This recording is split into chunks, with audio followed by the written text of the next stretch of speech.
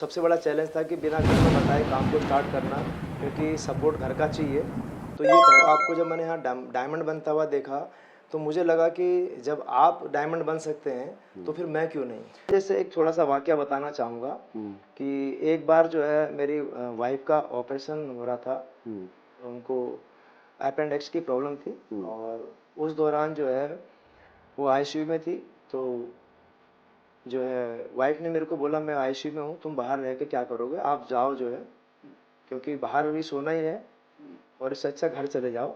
तो मैं घर चला गया और दूसरे दिन 10 बजे उनका ऑपरेशन होना था और 8 बजे जो है मेरी एक अपॉइंटमेंट थी, जो है मीटिंग थी बिजनेस को लेकर के।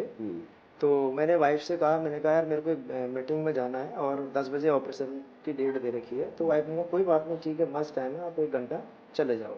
तो जनरली मैं ये बताना चाह रहा हूँ कि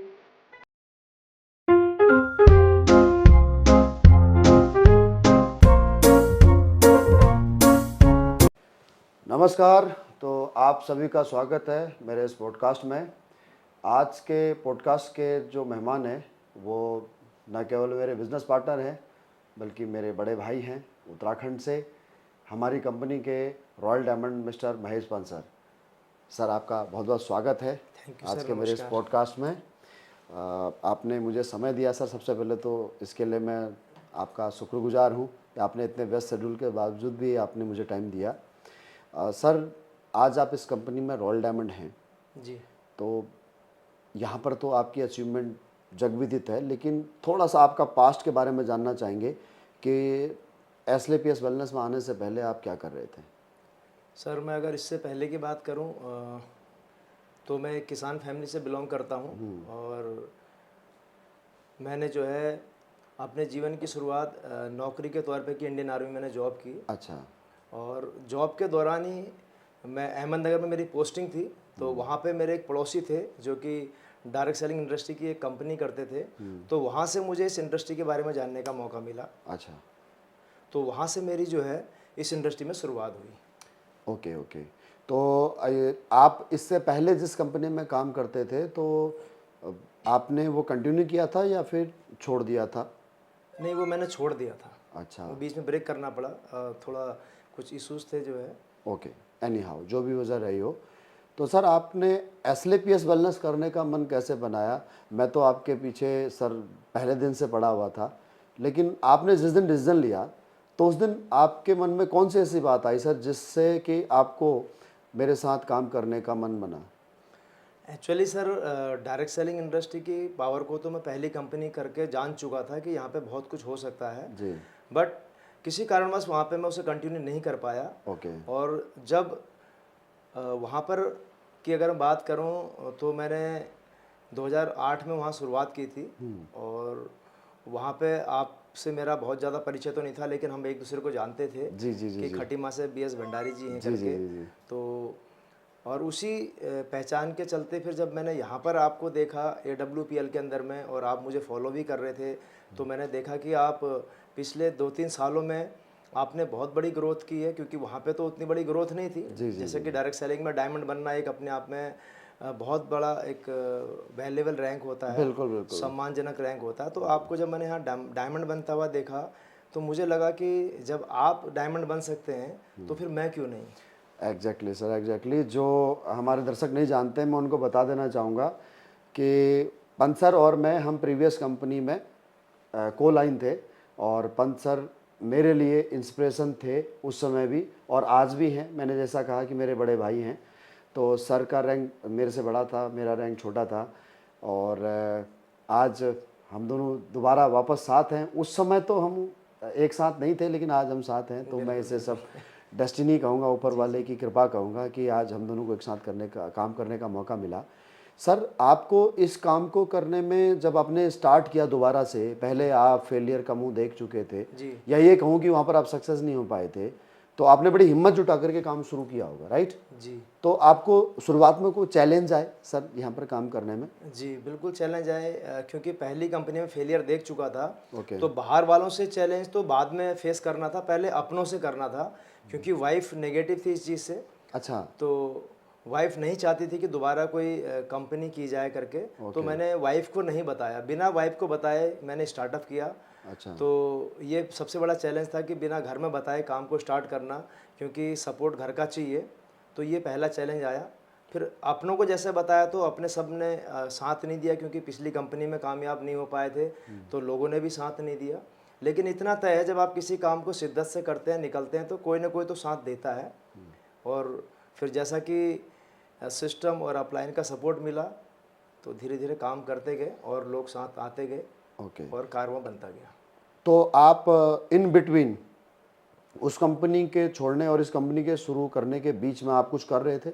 जी हाँ, क्योंकि वहाँ फेलियर देखने के बाद मैं पूरी तरीके से टूट चुका था, और मैंने जॉब के लिए भी अप्लाई किया। मैंने उत्तराखंड में एसआई की भर्ती देखी, बैंकिंग के लिए ट्राई किया। ओके। तो वहाँ पर जब मुझे असफलता हाथ लगी, तो फिर मेरा मन बना कि मुझे अब अपना ही काम करना, नौकरी नहीं करनी है। ओके। फिर मैंने ट्रेडिशनल बिजनेस किया, पानी का प्लांट और रिटेल और होलसेल का काम किया। ओके। साथ में 2 गाड़ियाँ थी मेरी, तो ट्रांसपोर्ट का भी मैंने काम किया। मैं अपना काम कर रहा था, और इनकम भी वहाँ से लगभग लाख 1.5 लाख रुपए की मेरे को आ रही थी। ओके। आप पार्ट टाइम शुरू किया आपने, तो फिर आपको फुल टाइम करने का डिसीजन आपका कम बना कि मुझे यहाँ पर एज ए कैरियर इस काम को करना चाहिए? कितना समय बाद, या फिर ये कहूँ कितना क्या रैंक हो गया था तब आपने डिसीजन लिया? वैसे तो बिज़नेस मेरी समझ में आ चुका था। मैं बेशक, क्योंकि पुराने मेरे काम चल रहे थे, तो एकदम बाइंड अप करना पॉसिबल नहीं था। पैसा लगा था मार्केट में। जी। अगर पैसा मार्केट से, आप किसी बिज़नेस से हटते हैं, तो फिर पैसा निकालना मुश्किल होता है। लेकिन मैं मन से तो जो है फुल टाइम आ चुका था, लेकिन फिजिकली आने में मुझे लगभग, मैं कहूँगा, साल भर करीब लगा। ओके। और मैंने साल भर में अपना मैं रैंक की बात करूँ तो रूबी स्टार मेरा रैंक हो चुका था। अच्छा, चलिए बहुत बढ़िया सर। अब मैं कुछ एक सर आपसे जुड़े हुए सवाल आपसे पूछना चाहूँगा जी। पर्सनल, कि आपके परिवार का क्या रोल रहा सर आपकी सफलता में? जैसा आपने कहा कि शुरुआत में तो आपकी वाइफ ने आपको सपोर्ट नहीं किया, लेकिन फिर बाद में जब आपकी अचीवमेंट आती गई, तो आज उनका क्या सहयोग है, और एक फैमिली के सपोर्ट की सर क्या ज़रूरत होती है? बिल्कुल। वाइफ का सपोर्ट ये रहा कि शुरुआत में तो जैसे कि उन्होंने साथ नहीं दिया, लेकिन धीरे धीरे जैसे मैंने यहाँ पे काम किया और मुझे सफलता मिलती गई, तो वाइफ को भी बिलीव होने लगा कि जो है यहाँ से कामयाबी आती है। तो फिर वाइफ ने जो है घर संभालना शुरू किया मेरे एब्सेंस में, और मैं बाहर जहाँ भी जाता था, जो भी काम करता था, जब भी आता था, तो देर रात भी आना होता कई बार। तो मुझे खाने से या घर से कोई प्रॉब्लम नहीं रही, मैं पूरी तरीके से बाहर काम कर पाया। तो इसमें मेरी वाइफ का विशेष रोल रहा। घर को देखना, बच्चों को देखना, और उनके ट्यूशन को लेकर के या पीटीएम को लेकर के, मुझे मतलब घर साइड से कभी दिक्कत नहीं आई कि मेरे काम में डिस्टर्बेशन नहीं हुआ। चलिए। और इसी वजह से एक थोड़ा सा वाकया बताना चाहूँगा कि एक बार जो है मेरी वाइफ का ऑपरेशन हो रहा था, उनको अपेंडिक्स की प्रॉब्लम थी, और उस दौरान जो है वो आईसीयू में थी।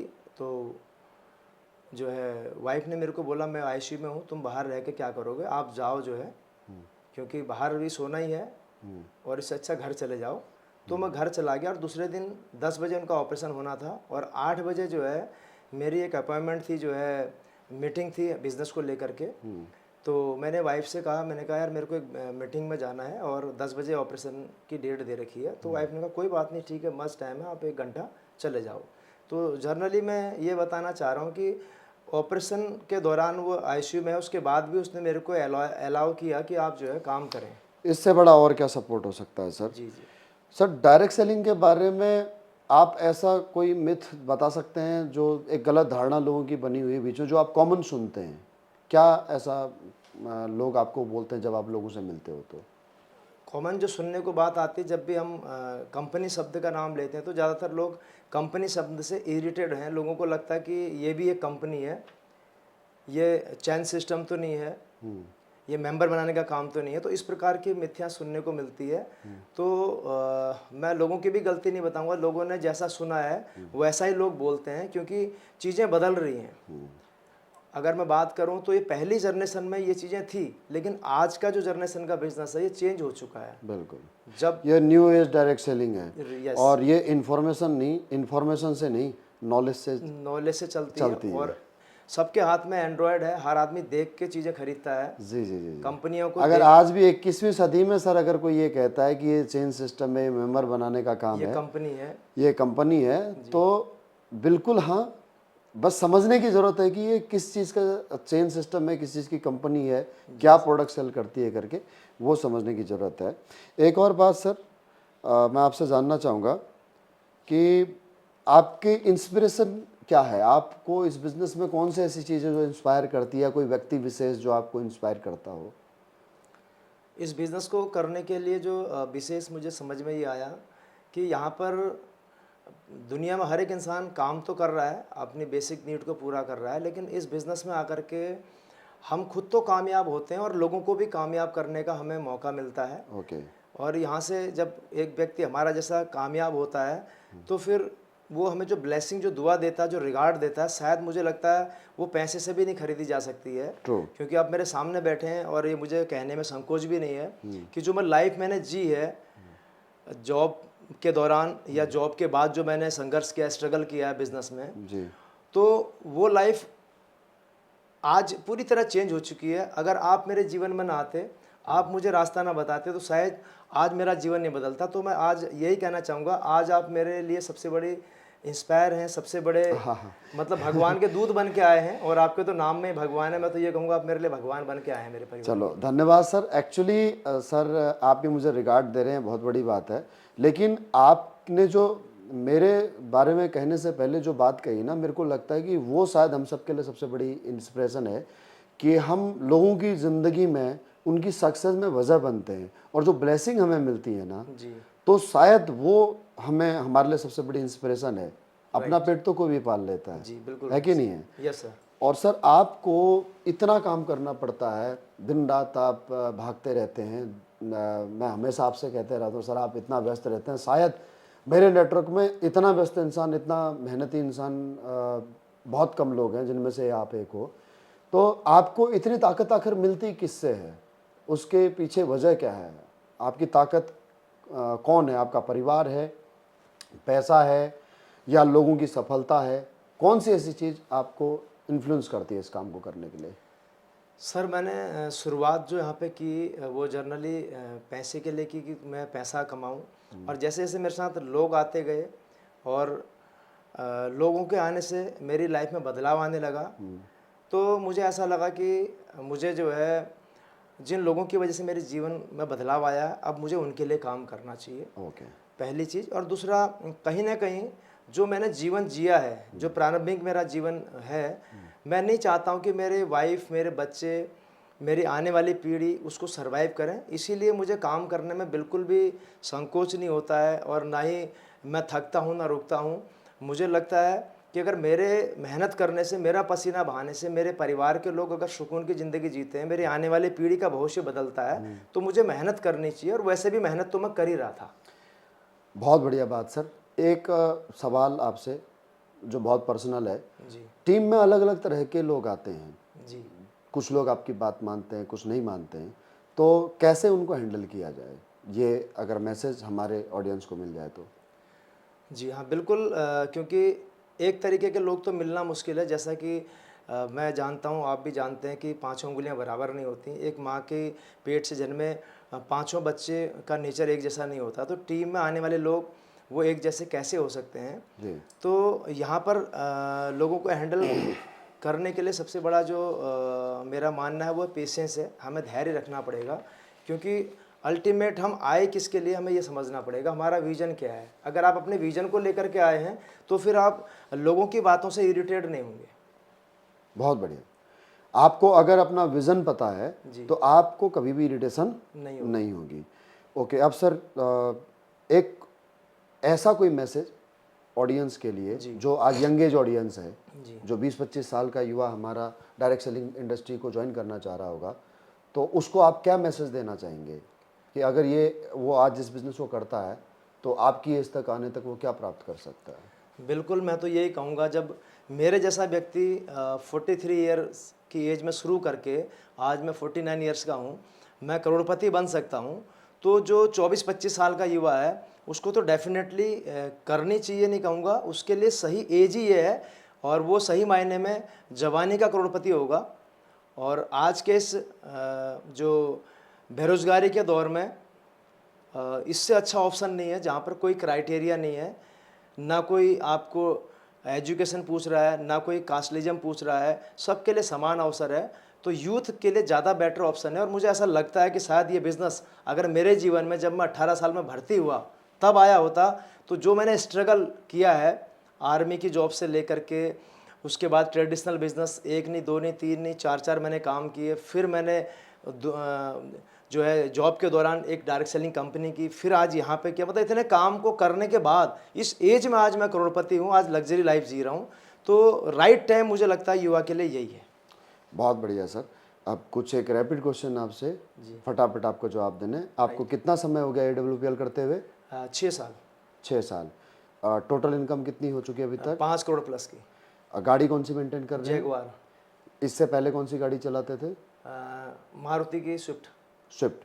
आपने उससे पहले भी एक गाड़ी चलाता था जी, second hand Alto, okay. Maruti की। जब आप ऑल्टो चला रहे थे, स्विफ्ट चला रहे थे, तब आपने कभी सोचा था कि आप जगुआर में बैठेंगे? सपने में भी नहीं। ओके। अब अगली गाड़ी कौन सा टारगेट है आपका? अगली गाड़ी एक SUV गाड़ी लेनी है, और मे भी अभी कंफर्म तो नहीं हुआ है, मैं नाम डिस्क्लोज कर दूं क्योंकि ऑडियंस सुनेंगे, लेकिन इतना तय है गाड़ी जो भी होगी धमाकेदार होगी। बहुत बढ़िया, मेरी शुभकामना आपके साथ में। सर, देश विदेश की यात्रा करने का मौका मिलता है, तो कितने आप इंटरनेशनल टूर यहाँ से अचीव कर चुके हो? मैं 7 टूर अचीव कर चुका हूँ, और 5 कितने टूर देशों में जा चुके हो? मैं 5 देशों की यात्रा कर चुका हूँ। ओके, बहुत बढ़िया सर। अब आपके जीवन का कोई ऐसा सपना जो आप अपने परिवार के लिए, अपने लिए देखते हो, आपका जो एंड रिजल्ट है, इस दुनिया से आप जब विदा हो तो उससे पहले आप अपने आप को कहाँ देखना चाहते हो? आपकी सबसे बड़ी उपलब्धि क्या रहेगी? आपका ड्रीम क्या है? सर, मेरी सबसे बड़ी उपलब्धि यही है कि मैं ये चाहता हूँ कि इस दुनिया से जाने से पहले मैं समाज और सोसाइटी के लिए कुछ करूँ। हमेशा मेरे मन में रहता है मैं धार्मिक और सामाजिक कार्य करूँ। ये मैं प्रेयर भी करता हूँ भगवान से, क्योंकि जितना मैंने कमा लिया, जितना है मेरे लिए तो इतना सफिशिएंट है। बहुत बढ़िया। तो मैं चाहता हूँ कि एक वृद्धाश्रम खोला जाए, ओहो, एक अनाथ बच्चों के लिए जो है स्कूल खोला जाए, बहुत बढ़िया। और एक जो है बच्चों के खेलने के लिए प्ले ग्राउंड खोला क्या जाए। बात तो इस प्रकार की मेरी सोच है। बढ़िया। और आगे का जो जीवन है, मैं चाहता हूँ जितने भी बेरोज़गार हैं और जो भी टीम के अंदर मैं सपना लेकर के आए, मुझे उनके सपनों को पूरा करना है। आगे का मेरा बस यही लक्ष्य है, यही उम्मीद है। जैसे आज मैं रॉयल डायमंड हूँ, तो मेरी टीम का प्रत्येक बंदा रॉयल डायमंड बने, ये मेरा सपना है। और जब मैं ब्रांड एम्बेसडर बनूंगा तो उन सारे लोगों को मैं ब्रांड एम्बेसडर तक बनाऊंगा। इसके लिए मैं काम कर रहा हूँ। तब तक ना मैं रुकूंगा ना थकूंगा। जब तक सांस है, जब तक आस है, मैं रुकने वाला नहीं हूँ, ये तय बात है। बहुत बढ़िया सर, आपके विचार सुन करके बड़ा अच्छा लगा मेरे को। और फिलहाल के लिए आपका बहुत बहुत धन्यवाद। थैंक यू और दोबारा आपसे मेरे इसी पॉडकास्ट में आपसे मुलाकात होगी, और उम्मीद करता हूँ कि आज का यह पॉडकास्ट हमारे जो यंग जनरेशन है जी। उनके लिए बहुत बड़ी इंस्पिरेशन होगा। Thank you sir.